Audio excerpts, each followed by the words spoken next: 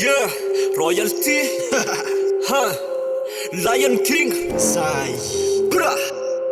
La légende. Mila Melula. Yeah. Melula fan royalty original. Yartin. RDH boy. Ha. En un flatsen. Yeah. Bra. Lenskilson. Asa tinum tunar sandya. Sandry atsoko anlatsany anatiny sandya. Fansaina mitondranty.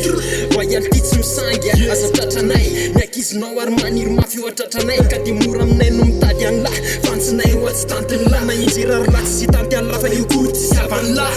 Ho iaviny lahy ve tsisy mitombo tiaviny lahy. Fa nivadiny lahy dia efa ampy amin'atovy tonga ny zany. Ny ankizinao nefa leo anao tsy hoe sakoro mahatonga ny zany. Hoentina hiatrika ny ady izy vao ela rarifo. Sao lasa taloha very fananana sy ako. Mila maka saina maka ainy andremato. Dia mila mipatapoasy ampiasaina ny ady.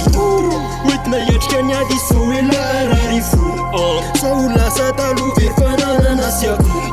Mila maka saina maka ainy andremato. Dia mila mipatapoasy ampiasaina ny ady. Izy ratsy be.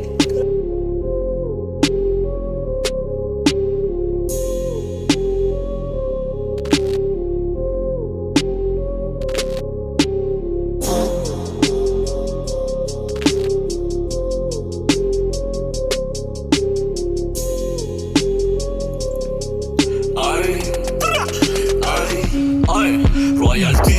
Efa fantatrao fa tsara na tsy malaza tany anarabe efa mitondra be ananaty kalita ao ambony be mandona maivana na tsy mikata be kilitserena manambany soky be se batobato vombaka te kakabe mahitanay tafatava de kivy be de manentsika afarako manentsika sampoko manitana mandiva fanimpanao any sesy tiva ty tsy mety rendrika na tianao tsy tianao nakisinao mitivana miraikitra ho ampony ao amin'ny fitiavana ana fakalana rehefa eo ala mila ersena hoentiny hiatrika ny ady zao ela ararifo sao lasa taloha very fananana sy ako mila maka saina maka aina andremato mila mbatapoa de ampiasaina ny ady mila mailoka efa mandeha mivoaka mila mailoka efa mandeha mibosy so volako zay vo andeha hitsoka dia many ampataloha vo very misosy dia feo andeha hiantsony akama anenao nandeha Facebook mivisivisi tsy farany zany efa ny bosy tsy fantany